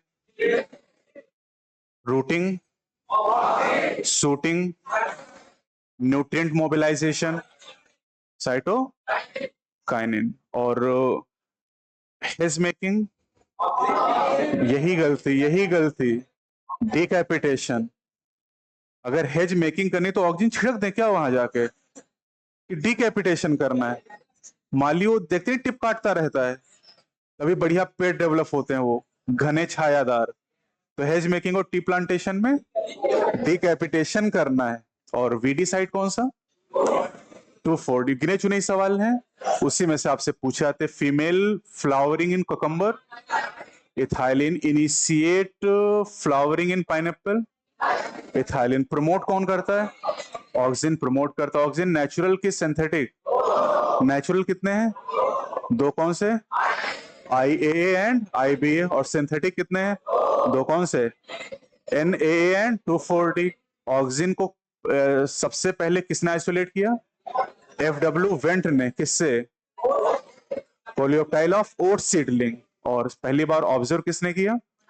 Charles Darwin and Francis Darwin from the coleoptile of canary grass. और जिब्रेलिन साइंटिस्ट है नाम, कुरुसावा। कौन सा fungi? Gibberella fujikuroi. Cytokinin Skoog and Miller. वो tissue culture technique. मतलब ये भी पूछ सकता है कि कौन सा हार्मोन टिश्यू कल्चर टेक्निक के द्वारा खोजा गया? साइटोकाइनिन।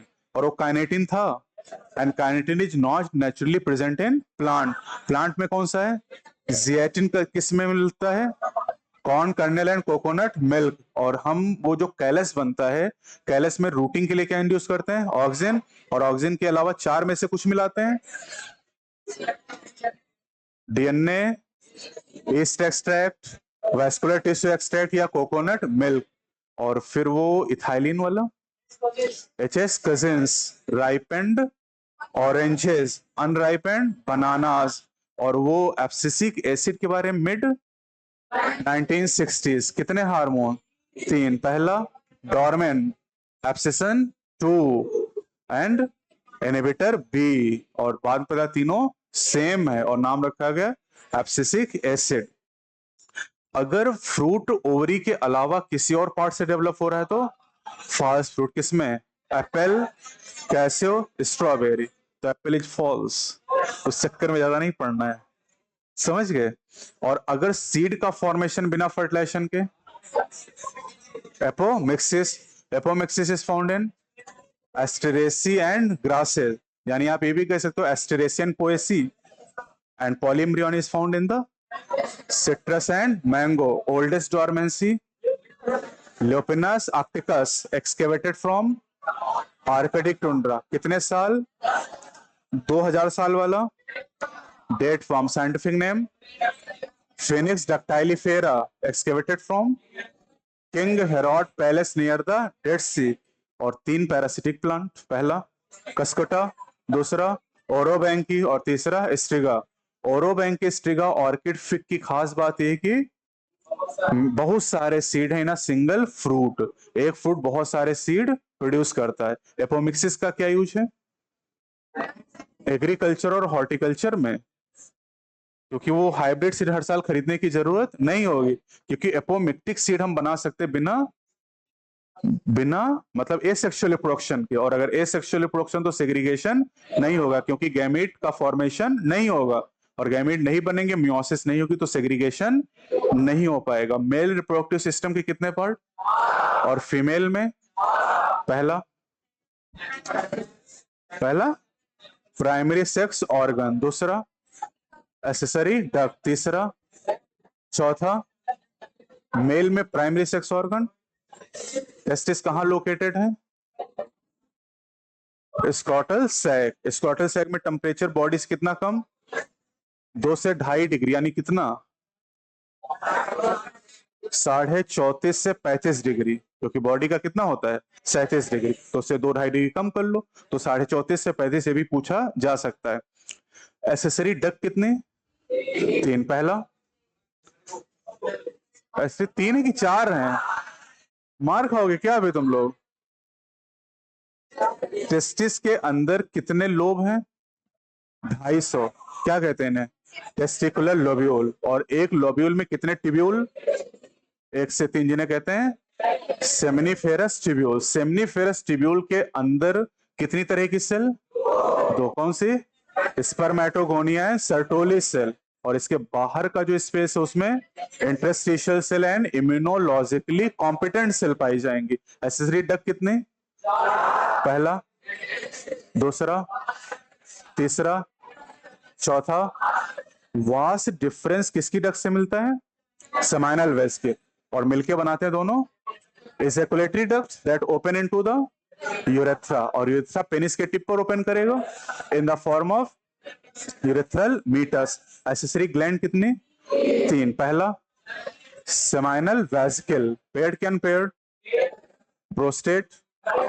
तीसरा बल्बोथ्रल, पेयर्ड होगा। अनपेयर्ड ये याद रखो, कौन सी? प्रोस्टेट। प्रोस्टेट अनपेयर्ड होती है। और बल्बो यूरेथ्रल ग्लैंड का सिक्रीशन क्या करता है? Lubrication of penis. तीनों ग्लैंड के सिक्रीशन को क्या कहते हैं? Seminal plasma rich in calcium, fructose, certain enzyme. और उसके बाद आ जाता है एक्सटर्नल जेनिटेलिया, कौन है? Penis. Enlarged end of penis is called glans. Penis is covered by 4 skin and this is copulatory organ. Female में copulatory organ vagina, that is accessory duct. और male में copulatory organ is external genitalia. Female में primary sex organ ovaries. और accessory duct कितने? 3। पहला Fallopian tube, दूसरा uterus, तीसरा Fallopian tube के कितने पार्ट? पहला इनफंडिबुलम, दूसरा एम्पुला, तीसरा स्टमस। इनफंडिबुलम के एजेस पे फिंगर लाइक स्ट्रक्चर। फिम्बरी क्या करते हैं? Collection of ovum released after ovulation.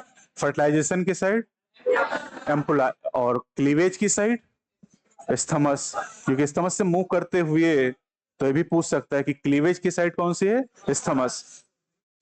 Uterus paired क्या अनपेयर्ड? यूट्रस सिंगल है ना, भी कहते हैं। और इसमें कितनी वॉल लेयर? सबसे बाहर, मिडिल, इनर। एंडोमेट्रियम कैसी है? Glandular layer. Myometrium smooth muscle. Myometrium क्या होगा? Strong contraction during parturition. And glandular layer inner में cyclical changes during menstrual cycle. External genitalia female में कितने? 5, नंबर 1। दूसरा, तीसरा, चौथा, पांचवा क्लाइटोरिस। और उसके बाद मेमोरी ग्लैंड किस मसल के ऊपर है? Pectoralis major. और मेमोरी ग्लैंड के कितने पार्ट? 6 पार्ट थोड़ी हैं बे, 2 पार्ट हैं। एक memory lobe and variable amount of fat. Memory lobe कितने? 15 से 20। और इन मेमोरी लोब के अंदर एल्वेलाई, एल्वेलाई मिल्क को बनाती और सिक्रीट करती हैं। और एल्वेलाई से मेमोरी ट्यूब्यूल, ट्यूब्यूल से डक, डक से एम्पुला से।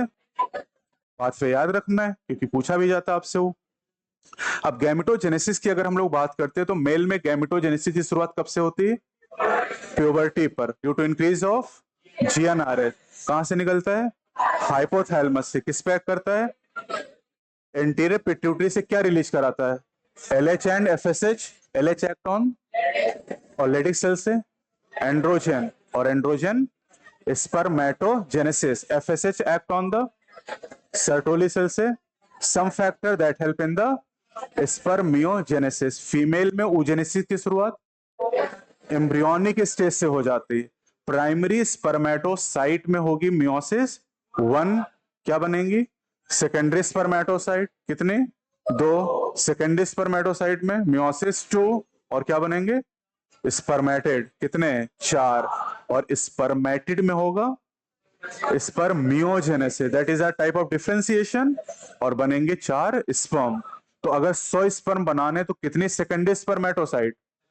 50। कितनी प्राइमरी स्पर्मेटोसाइट? 25। कितने स्पर्मेटिड? 100, क्योंकि वहां तो कोई डिफरेंशिएशन हो रहा है। समझ पा रहे हो तुम लोग? और oogenesis में अगर 100 एक बनाने तो प्राइमरी oocyte, हाँ, सेकेंडरी 100 ही चाहिए वहां पर। और पोलर बॉडी कितनी बनती है?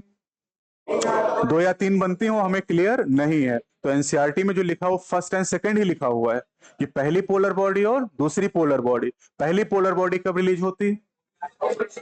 जब ओलेशन होता है। और दूसरी वाली फर्टिलाइजेशन से जस्ट पहले। और जस्ट पहले उस सेकंड मेयोटिक डिवीजन ही पूरा होता है। एम्ब्रियोनिक स्टेज में कितनी ओगोनिया बनती हैं? Couple of million. और प्यूबर्टी तक बहुत सारी नष्ट हो जाती हैं। और प्यूबर्टी में एक ओरियम कितनी बची? 60 से 80 हजार प्राइमरी फॉलिकल। और प्राइमरी फॉलिकल के अंदर प्राइमरी oocyte। फिर प्राइमरी फॉलिकल से बनती है सेकेंडरी, और सेकेंडरी में प्राइमरी oocyte। फिर सेकेंडरी फॉलिकल से टर्शरी, टर्शरी में।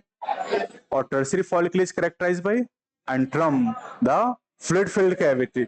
और फिर टर्शरी फॉलिकल के स्टेज में प्राइमरी oocyte अपना पहला मेयोटिक डिवीजन कंप्लीट करती है, जिससे बनती है सेकेंडरी oocyte एक और एक first polar body. And the tertiary follicle is converted into Graafian follicle. अब ग्राफियन फॉलिकल रप्चर होती है ड्यू टू एलएस सर्ज, और इसकी वजह से सेकेंडरी oocyte रिलीज होता है। The process is called ovulation. और इसको कौन कैप्चर करता है? फिम्बरी, अभी तो बताया आपने। और वहां से कैप्चर करके इनफंडिबुलम में, फिर एम्पुला में। यानी एम्पुला में कौन पहुंचा? Secondary oocyte। और इस secondary oocyte second meiotic division तब पूरा करेगा जब स्पर्म इसके अंदर एंटर कर जाएगा, लेकिन फर्टिलाइजेशन से जस्ट पहले। लेकिन हर कपुलेशन से प्रेगनेंसी नहीं होगी। क्यों? क्योंकि दोनों अगर एक साथ sperm and egg reach simultaneously to the ampullary region, तभी फर्टिलाइजेशन हो पाएगा। सेक्स को कौन डिटरमाइन करता है? मेल। जो हेट्रोगैमेटिक होगा वही सेक्स को डिटरमाइन करेगा एक्सओ में। मेल हेट्रोगैमेटिक की फीमेल XY में ZW। और हैप्लोडिप्लॉइड में तो ऐसा को हम कुछ पढ़ते नहीं। वहां पर सेक्स डिटर्मिनेशन इस बात पर आधारित है कि फर्टिलाइजेशन होगा या नहीं होगा, मतलब सेट ऑफ क्रोमोसोम, एक सेट है तो मेल और दो सेट है तो फर्टिलाइजेशन से बन रहा है तो फीमेल, बिना फर्टिलाइजेशन से और बिना फर्टिलाइजेशन के हो रहा तो पार्थिनोजेनेसिस। और पार्थिनोकार्पी कहां पर है, वो बनाना में पाया जाएगा। अब फर्टिलाइजेशन के बाद जब जाइगोट बन जाता है तो जाइगोट मूव करना शुरू करता है किसकी तरफ, यूट्रस की तरफ, और मूवमेंट करते समय वो माइटोटिक डिवीजन शुरू हो जाते हैं। These are called cleavage. इन्हें क्लीवेज इसलिए कहते हैं क्योंकि सेल का नंबर बढ़ रहा है लेकिन साइज घट रहा है, क्योंकि जाइगोट और मोरुला का साइज सेम है।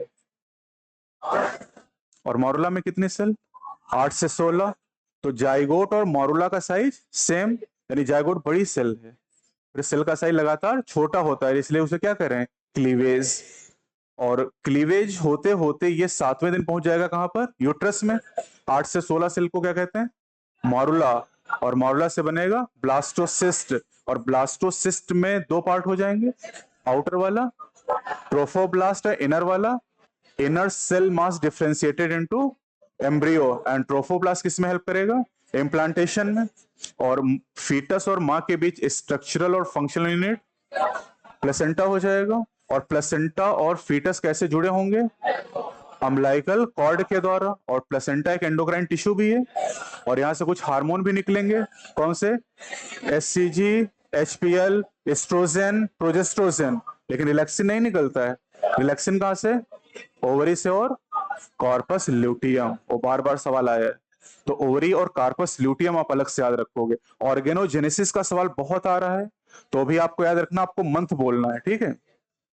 तो first movement, appearance of hair on head, fifth ही होगा। Body covered with fine hair, most of the major organ system form, third month. Limb and digit, eye lashes, 6 month. Eyelid, 6 month. और heart, first month. Limb and external genitalia well develop, third month. Second month में वही limbs and digit, दो चीजें, दूसरा महीना खत्म। Limbs and digits खत्म हो गया, समझ गए क्या, तो उसमें बाकी ज्यादा दिमाग ही नहीं लगाना है। पहले महीने हार्ट खत्म, एक बात। सेकंड महीने दो बात, लिम्स एंड डिजिट, बाकी कुछ भूलेगा नहीं। कंफ्यूजन इसी में होता है ना। तीसरे महीने में से 3 चीजें बता दें क्या, most of the major organ system form, limbs well develop, external genitalia well develop. तो बस ऐसे ध्यान रखो, एक में एक बात, दो में दो बात, तीन में 3 बात, है ना। कितने ट्राइमेस्टर, 3 ट्राइमेस्टर होंगे। 3 ट्राइमेस्टर मतलब 9 महीने हो गए ना। और 9 महीने की प्रेगनेंसी के बाद डिलीवरी, और delivery is called parturition, is a complex neuro endocrine mechanism, and the fetal ejection reflex is due to, क्या बात कर रहे हो, placenta, fully develop fetus and placenta, इससे शुरू होगा फीटल इजेक्शन रिफ्लेक्स। और इस रिफ्लेक्स के थ्रू अब ऑक्सीटोसिन रिलीज होगा, कहां से, मैटरनल पिट्यूटरी, किस पे एक्ट करेगा, अबे मायोमेट्रियम पे, smooth muscle of the uterus. और उसमें क्या कराएगा, कॉन्ट्रैक्शन, और कॉन्ट्रैक्शन तेज होगा तो ऑक्सीटोसिन और निकलेगा, तो कॉन्ट्रैक्शन और तेज होगा तो oxytocin, that is called positive feedback. और ये कब तक चलता रहेगा, जब तक बच्चा डिलीवर ना हो जाए। और बच्चे का डिलीवरी होगी बर्थ कैनाल के थ्रू। बर्थ कैनाल कौन बनाता है, वेजाइना प्लस सर्वाइकल कैनाल। और शुरुआती दिनों का जो मिल्क है गाढ़ा है, पीला है, क्या कहते हैं, और कोलेस्ट्रम में है IgA। और एलर्जिक रिएक्शन में IgE। और एलर्जिक रिएक्शन में कौन सी ब्लड सेल, इसिनोफिल। और इन्फ्लेमेटरी रिस्पॉन्स बैसोफिल। और इम्यून रिस्पॉन्स लिम्फोसाइट, कितनी तरह की, बी एंड बी किसमें, ह्यूमोरल इम्यून रिस्पॉन्स। और T cell mediated immune response, CMI। CMI किसमें रोल प्ले करते हैं, ग्राफ्ट रिएक्शन। ग्राफ्ट रिएक्शन को रोकने के लिए साइक्लोस्पोरिन ए किससे मिलता है? Trichoderma polysporum. ट्राइकोडर्मा किसका मेंबर है? ड्यूटेरोमाइसिन का। कहीं से भी कहीं आप पहुंच सकते हो नहीं। अच्छा, कॉन्ट्रा फैमिली प्लानिंग प्रोग्राम की शुरुआत कब हुई? 1951। अब इनको किस नाम से जानते हैं? आरसीएच के नाम से जानते हैं। RCH is the reproductive child health care programme. और यहां पर सबसे ज्यादा जो सवाल है तो कॉन्ट्रासेप्टिव डिवाइसेस क्या आते हैं? सन 1900 में वर्ल्ड पॉपुलेशन कितनी थी? 2 बिलियन। 2000 में 6 बिलियन। 2011 में 7.2 बिलियन। सन 1947 में इंडिया की पॉपुलेशन 350 मिलियन। 2000 में 1 बिलियन। 2011 में 1.2 बिलियन। 1.2 बिलियन। और जो कॉन्ट्रासेप्टिव डिवाइसेस हैं कितनी तरह की? 6। यही सवाल सबसे ज्यादा आते हैं। पहला नेचुरल, दूसरा, तीसरा, चौथा, पांचवा एंड छठा सर्जिकल मेथड या स्टरलाइजेशन टेक्निक। नेचुरल कितने? पहला क्वाइटस इंटरप्टस, नहीं, पहला पीरियोडिक एब्स्टिनेंस, दूसरा क्वाइटस इंटरप्टस और विड्रॉल, और तीसरा लैक्टेशनल एमिनोरिया, मैक्सिमम 6 महीने के लिए fertile period. Day 10 to 10 17 of the menstrual cycle. Menstrual cycle किसका फीचर है? फीमेल प्राइमेट का, मैंने मंकी। और मेंस्ट्रुअल साइकिल में कितनी फेज हैं? 3। पहला मेंस्ट्रुअल और ब्लीडिंग फेज, दूसरा प्रोलिफरेटिव या फॉलिकुलर फेज, और तीसरा ल्यूटियल या सिक्रेटरी फेज। 14th डे पर कितनी पीक आती हैं? 3 पीक आती हैं, एलएच की, एफएसएच की, एस्ट्रोजन की। और प्रोस्टोन की पीक कब आती है? ल्यूटियल फेज में। कब आती है? और 2 पीक कौन बनाता है? एस्ट्रोजन 2 पीक बनाता है। इनसे बहुत सारे सवाल कर सकते हो। पिछले टेस्ट में सवाल था ये, क्या उसने पूछा था कि ओवुलेशन कौन कराता है, तो उसमें एबीसीडी लिख के दिया गया था। तो पीक से ही पहचान कर सकते हो, है ना। और मेंस्ट्रुअल फेज कितने दिन की? 3 से 5 दिन होगी। और उसके बाद 5वें दिन से लेके 14 डे तक फॉलिकुलर, और 15 से लेके 28 दिन तक क्या हो जाएगी?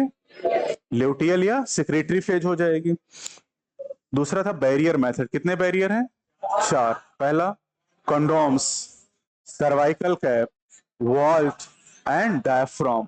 कंडोम मेल के लिए कि फीमेल के लिए? और बाकी 3 तरीके केवल फीमेल के लिए। और अगर कंडोम्स की बात करें तो रीयूजेबल की डिस्पोजेबल, और बाकी 3 रीयूजेबल होते हैं। और इनमें कौन एसटीआई से बचाता है? कंडोम्स। मेल के लिए ब्रांड कौन सा है? निरोध। और तीसरा मेथड हमारे पास है आईयूडी। आईयूडी कितनी तरह की? पहला, दूसरा और तीसरा non medicated lipase loop. Copper releasing में 3 है, कॉपर टी, कॉपर 7, मल्टीलोड 375, और hormone releasing LNG 20 and progestasert. IUD क्या करते हैं? phagocytosis of sperm within the uterus. Copper ion suppress sperm motility and fertilizing capacity, and the hormone releasing IUD make uterus unsuitable for implantation and cervix hostile to sperm। और उसके बाद हम लोग पहुंचते हैं कहां पर? ओसीपी, ओरल कॉन्ट्रासेप्टिव पिल female कब से लेना शुरू कर सकती है? First 5 days of the menstrual cycle. शुरुआत के 5 दिनों में किसी एक दिन से कितने दिन तक कंटिन्यू? 21 दिन तक। और ये 21 दिन के बाद 7 दिन का गैप आएगा, और फिर उसी मैनर में पिल को लेना है। ओसीपी क्या करती हैं?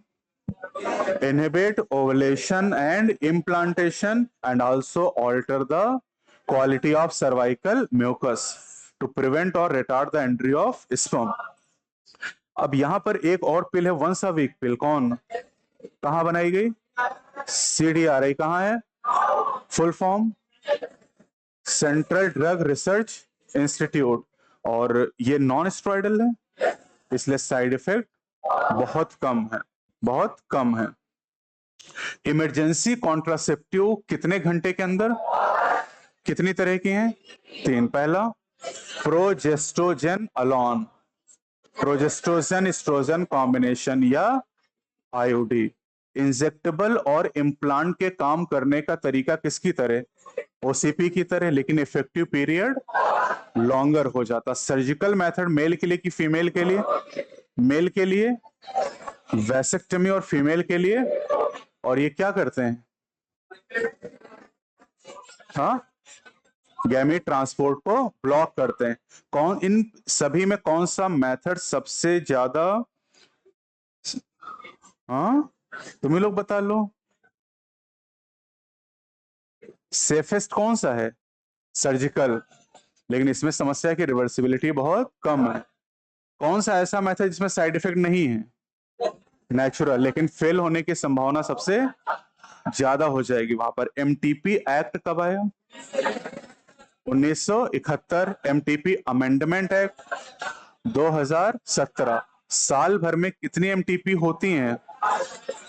4.5 करोड़ से 5 करोड़, यानी 45 से 50 मिलियन। और ये टोटल कंसीव का कितना है?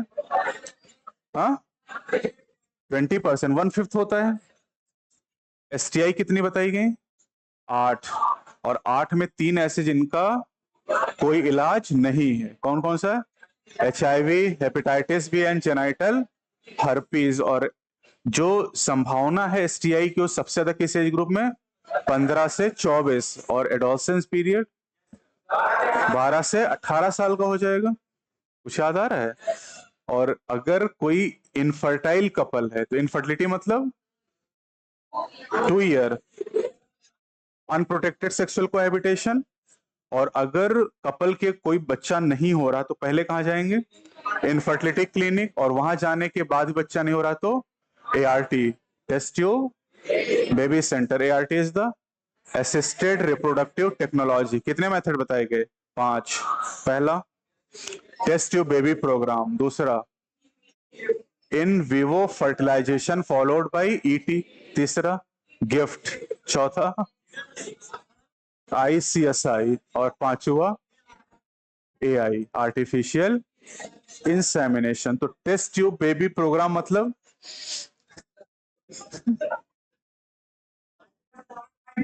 हाँ IVF फॉलोड बाय ET।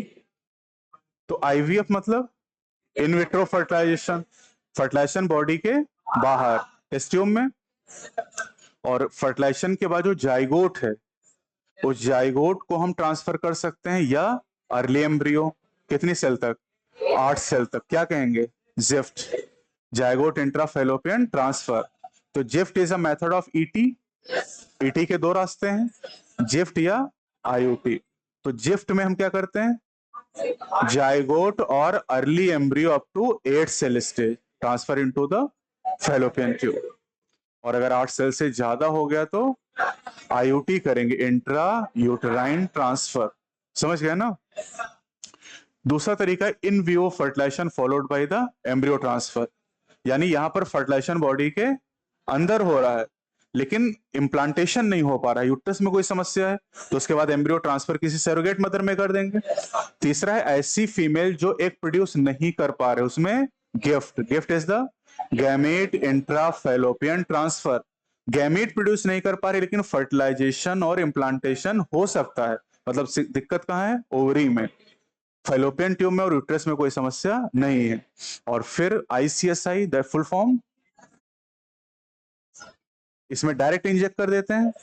और फिर AI टेक्निक उन मेल के लिए जो फीमेल को इंसेमिनेट नहीं कर सकते या जिनमें स्पर्म काउंट बहुत कम है, उस केस में AI करते हैं। और AI में दो तरीके बताए थे, IVI and IUI। IVI is the intravaginal insemination and IUI is the intra uterine insemination. एक IUI है, एक IUT है। IUT is the part of test tube baby programme. समझ पा रहे हो? And IUI is the part of AI artificial insemination technique. Sahiwal का होगा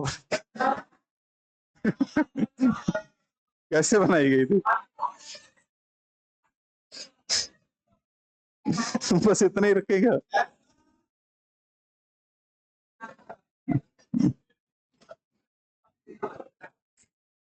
तो कल का चैप्टर हमारा कौन सा है? Body fluid and circulation. कल क्या रिवाइज करना चाहते हो बताओ? हाँ, बीच बीच में प्लांट फिजियो तो कराते ही रहते हैं। हाँ, वैसे प्लांट फिजियो करते रहो इधर, है ना, तो ताकि एग्जाम तो ग्लाइकोलिसिस कम से कम याद ही रहे वो।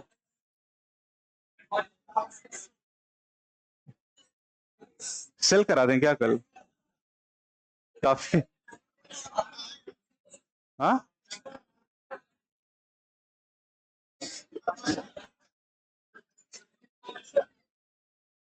बेटा पढ़ लिख लो ये सब लोग।